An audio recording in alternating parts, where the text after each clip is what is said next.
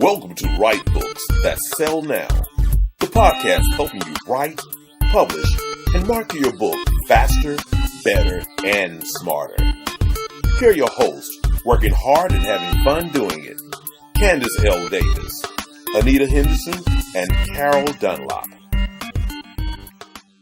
Welcome to Write Books That Sell Now, the podcast that gives you real insights into the real world of being a real self-published author. We're so glad you're here, and we're so excited because we have an excellent guest who's here, Tiffany, the Budgetnista. Guess what she's going to be talking to us about? Oh, man, how to really sell your book, because there were some things she didn't want to do that she wound up doing, and it paid off big time. Now she got a bunch of number ones, but I'm not going to get into that yet. Before we go on with this, Candace, what's on your mind? Oh, I have a debate. I'm going to put something before you. I'd love to hear your opinion.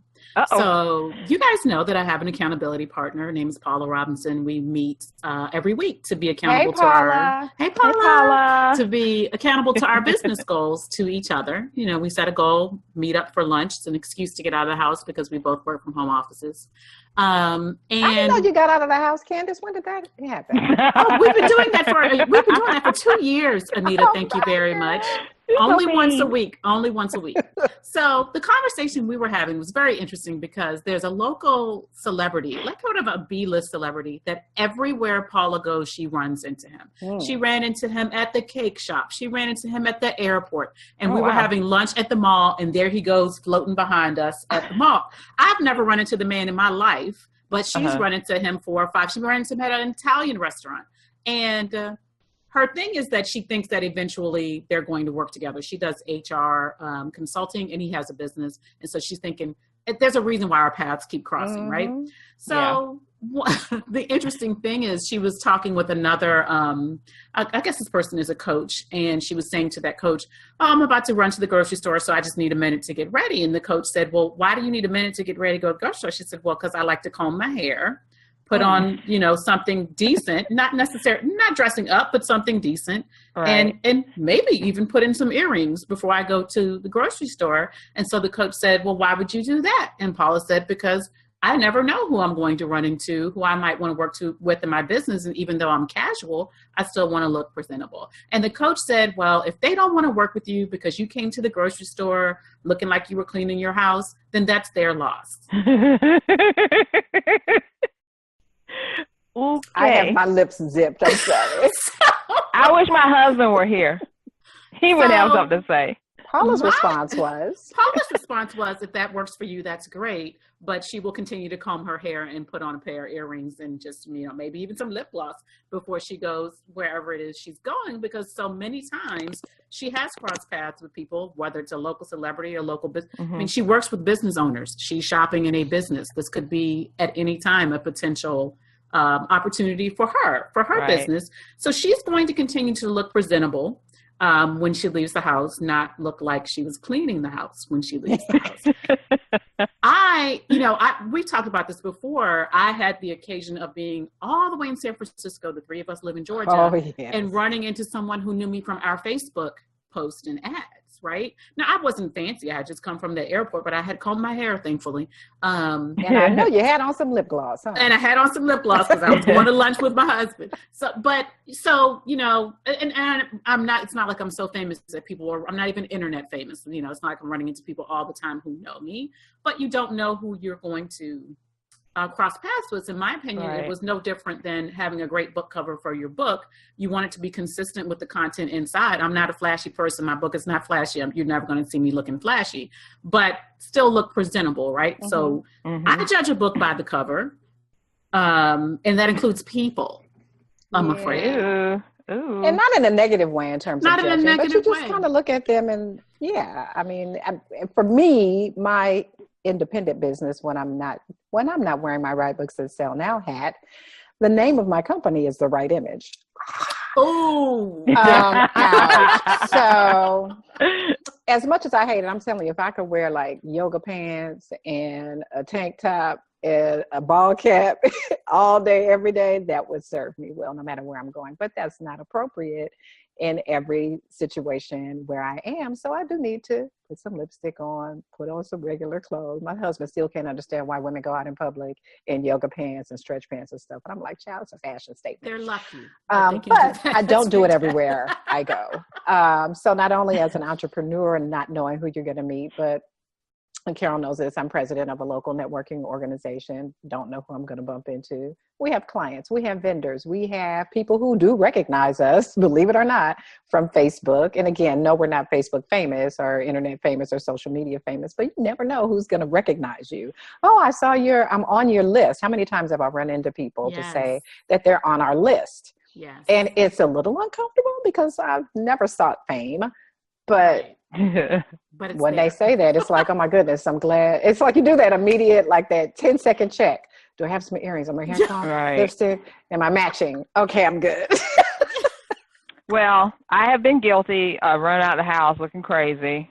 But, I have too. Don't get me wrong. We all have. Yes, I try to kind of cover up a little bit and not, But the thing that bugs me the most about people is when they come on a podcast or a live stream or something like that is going to live forever looking crazy. I mean, you can be outside and run into somebody and look kind of half, whatever, and, try to hide or like, darn, I just got caught. But on a podcast or some kind of live stream thing, you will never live that down because you will never, ever, I'm just saying, never, ever see me without some shiny lips, some type of makeup, and my hair fixed some kind of way. I just can't go on crazy, especially if I know it's going to be recorded, because you just never know. Even the mastermind things I'm in where we kind of, dress it down a little bit. I still am like, if my hair is doing this, I'm not going to be on camera. I just rather not be on camera. So I think we have to be conscious of our image, which I love what you said, Candace, about going with your book cover. You can't just have any old crazy book cover because as we know, that's how you introduce to people. When, your book. It's not you, it's your book. You got it. That's right. Well, I'm sure our guest knows how important it is, whether she always goes out looking her fly best or not, but I know she knows an image is important. And she certainly has built a brand on making sure you have your financial image in order. We are so excited to welcome to Write Books That Sell Now, the podcast, our next guest, Tiffany, the Budgetnista Aliche. She is an award-winning teacher of financial empowerment, and she is quickly becoming America's favorite personal financial educator. She is known as the Budgetnista. Since 2008, Tiffany has been a brand ambassador and spokesperson for a number of organizations, many that you have heard of. I won't even list them all here. In 2014, she founded the Live Richer Challenge movement, which is a virtual community, and she now has more than 200,000 women in her community from over 100 countries. She is the author of 2, not 1, but 2 #1 Amazon bestsellers. And she offers her financial advice in a variety of different media. She's been featured in the New York Times, in Reuters. She's been featured in U.S. News and World Report, Essence Magazine, Time Magazine, on, Forbes. I mean, this girl is out there.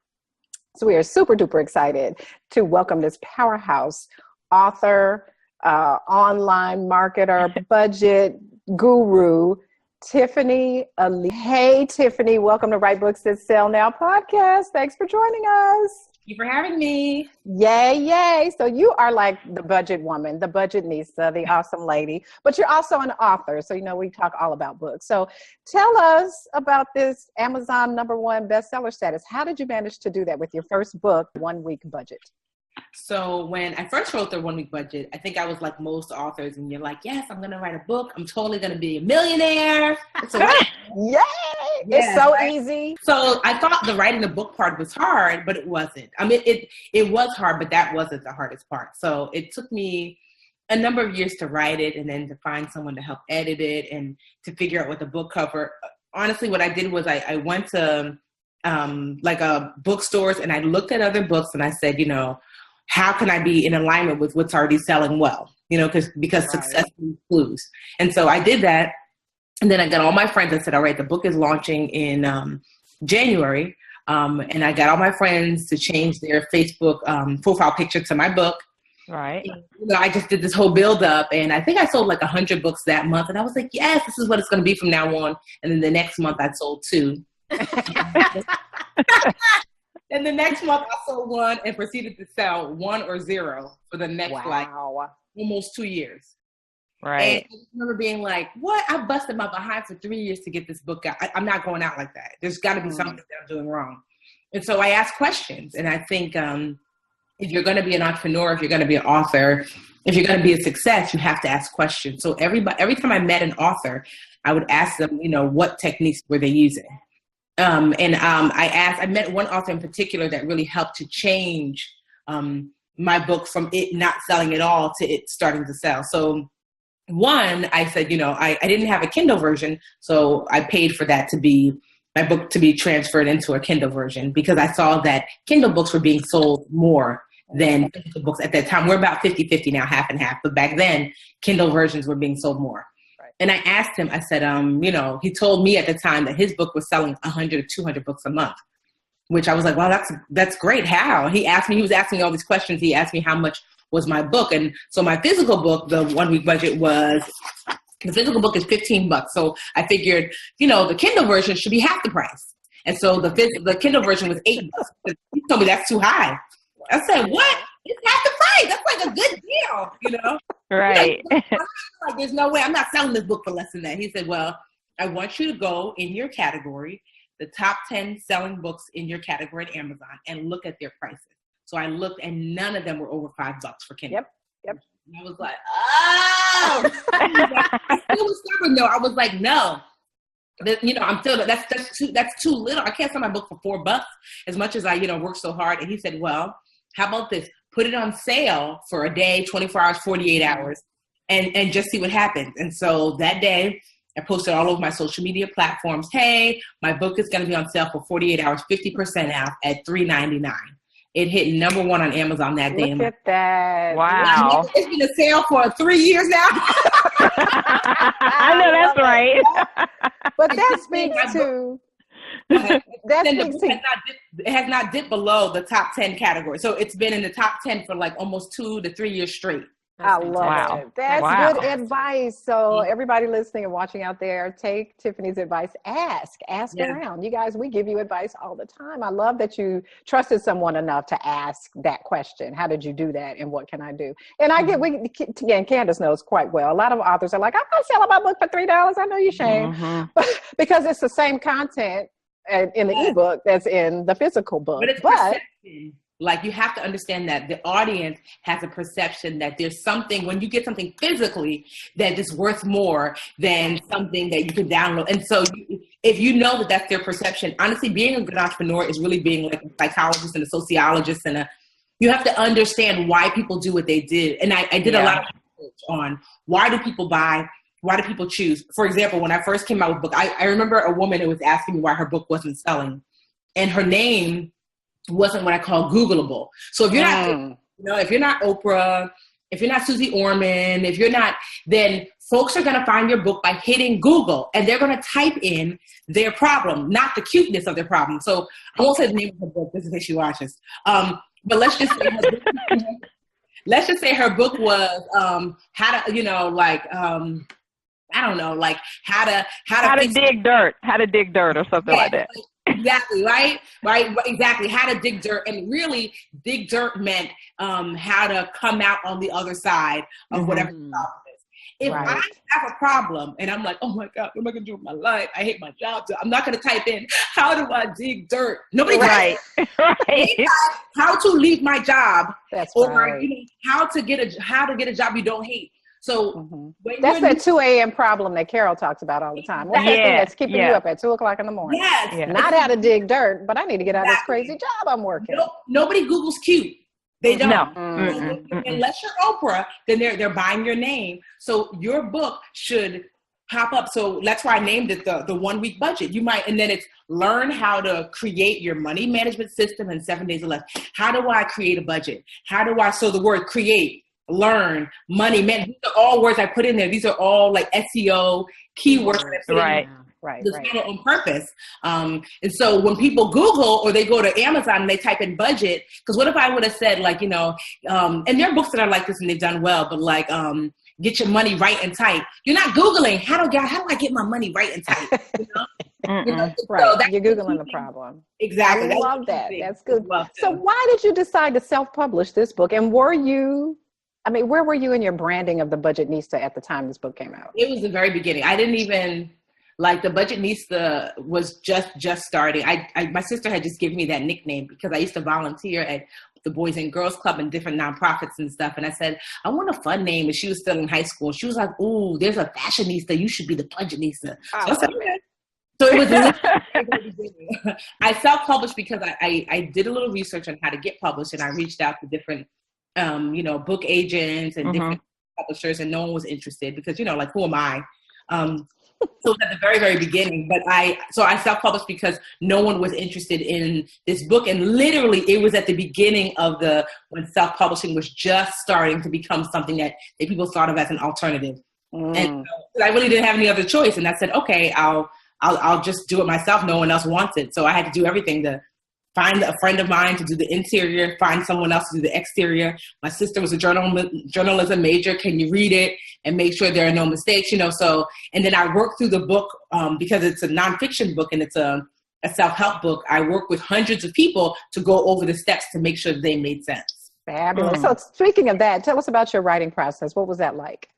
So for me, I'm a school teacher. So I used to be a preschool teacher for over 10 years. Wow. And so my writing process is very much like writing curriculum and writing lesson plans. So in my mind, I'm always like, okay, when I write books, I don't write a fiction book. So I always write from a space of what are the lessons I want someone to learn? And then I break up the lessons into smaller lessons. So if the lesson is how to create a budget, right? For the 1 week budget, how to create a budget.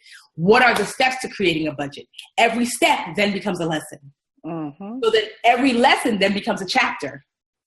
And then the chapters get broken down even further. So literally it's like larger lesson curriculum, lesson plans within the lesson plans. And then I fill them out. So, and I always have like a formula. So every chapter will open with what's today's lesson. Here's how you do it. Here's a physical picture, like maybe a spreadsheet of what it looks like. Here's a blank one where you can fill out your own. And here's some feedback of how it worked for someone else. So literally there's a clear formula. I love that. And I know Candace is loving it. And for those of you who are just listening and not watching, you should see us. We look like bobbleheads over here. We're like, yeah. My day, because what you're saying is what we preach all the time, which is that you need to outline your book and have a plan for what you're going to write. And what you're also saying is what some people kind of rebel against is that a formula helps. Formula, if you know what's going to go in each chapter in the order it's going to go in, not only does it help you, but it helps your reader. Yeah. It helps your reader. She knows what to expect. Exactly. So since this book, because I have now, this is like 4. So this is nice. Wow. Every single book follows the same formula and every single one of them. So this is number 1 Amazon bestseller. Was this one? I think it's like, number 1 Amazon bestseller. This one just hit number 1. I think this one peaked at number 3. And it's the same. When I say the same, you can literally look inside and even the way that it's outlined, you're like, oh, okay. Literally, it'll tell you like what today's task is, what the week is, what the financial easy task is, how to rock it, and exactly what you have to do. Every single step. Because this is what I found anyway with people who are doing self-help books. They are wanting hand-holding. If your book reads like, I have to have my master's in order to understand it, people are not reading that. No. Say, pick up a pen, put it down, write this. Then what do I do next? They're literally wanting step by step. And so all my books really kind of like lean into, and if you read any of my reviews on Amazon, it's the same thing over and over. It was so easy. Thank you so much. You broke it down. You made it so easy. The language was easy. Like, don't try to flex and show off like, well, look at my big, huge vocabulary. That's true if you're writing a paper for your class, your right. in college, but not when it comes to books. People are wanting if you're writing self-help books. Right. Exactly. Okay, Tiffany. Oh, this stuff is just awesome. When we come back, we're going to talk some more about all that you've been laying out for us. But we got to take a short break to acknowledge our sponsors. We'll be right back. Are you ready to stand out from the crowd to fulfill your purpose and live the life you really want? Ready to spend more quality time with your family, serve more people, and love the work you do every day? You know you're meant for more, and now's the time to start living your dreams. It's time to fulfill your purpose, and we know just where you should begin. Authorpreneurs Club Unlimited, an online community to help you live the life you've been dreaming of. Join the movement today at authorpreneursclubunlimited.com. This episode is sponsored by Creative Services International, digital marketing experts who work with business owners, coaches, and authors, as well as entrepreneurs, to expand their brand, get more clients, and make more money with eye-catching designs and engaging marketing campaigns. You can visit them at www.csicorporation.com. Hey, we're back, everyone. Tiffany has been sharing some great information with us about how she got her books to #1 and all the stuff that's going on with her. So the floor is yours, Tiffany. So tell us what's next for the Budgetnista. What's going on with you? Oh, so much. Actually, my publicist just called me on yesterday. She said, "You want to be on the reel again?" I'm like, "I do." One thing I've learned in the beginning, I used to be so focused on, I have to get this done, this done, this done. And now I'm more focused on allowing what's supposed to be. So I'll just share this. Like, OWN reached out to me, maybe like last year, with interest of like maybe doing a show. And then they decided, we did a little market research. I just got an email maybe a week ago, a little market research, and they found that their audience wasn't all that interested in finance like they thought. Like old Tiffany would have been like, no, but new Tiffany's like, one thing I learned is that it's going to happen because one, this is not the first time. Like this is how this is how I've seen that things happen. The first time someone reaches out to me, that is the universe, God, or whatever you believe in, telling you, get ready, it's coming. Right. Typically I get 3 to 5 of those reach outs, like, hey, and then it gets closer, and then usually the opportunities become bigger and bigger. So first opportunity, hey, we're interested in speaking with you. It doesn't work out, but it's not supposed to work out. It's supposed to be, get ready, it's coming. And so when I got the email, I was like, oh, wow, I'm really close, And so literally I joined the gym because I was like, Lord, I done put down 20 pounds of love weight. And I'm like, like my skin was like, I don't know. Like my skin is so much better now, but like the last couple of weeks when I got that, I was like, ooh, let me get my skin regimen down. Let me make sure, because I called my sister, who's my stylist, and said, we need to get some clothes ready. Because to me, the no was, it's coming. Right. And that's just from living long enough to know how things work for you and how the universe works. Exactly. And it gives you an opportunity to ready yourself, really, for that one yes. As they always say, all these no's is just leading you closer to a yes. And awesome. You have to prepare for that, And I have some children's books coming out for those writers. Fantastic. Very good. So busy. We know you have to run. We really appreciate you spending this time with us. We're absolutely going to have you back on Write Books and Sell Now, the podcast, because we want to dig into what's going on with the Live Richer Challenge and all the other exciting things you're doing, Tiffany. Thanks so much for joining us. We really, really appreciate it. We will see you next time. Wait, don't let her go yet. Wait. She's got to tell us how we can get in touch with her, because there are people that are listening right now. She just gave all that wonderful information. How do we get in touch with her? We know that people know, but some people might not. They've been under a rock for a couple of years. Tell us how we can get in touch with you, Tiffany. So the good thing is I am the Budgetnista on every platform. You can find me at thebudgetnista.com. I'm the Budgetnista on Instagram, on Twitter, on Facebook, everywhere. So if you just type in the Budgetnista, one of those will pop up. And feel free to join our online community. My goal is to help women live richer, whatever that looks like for you. And we have one of the things I know that I was built to live a life of service. I've always known that. That's why I became a teacher. And that's why I continue to teach.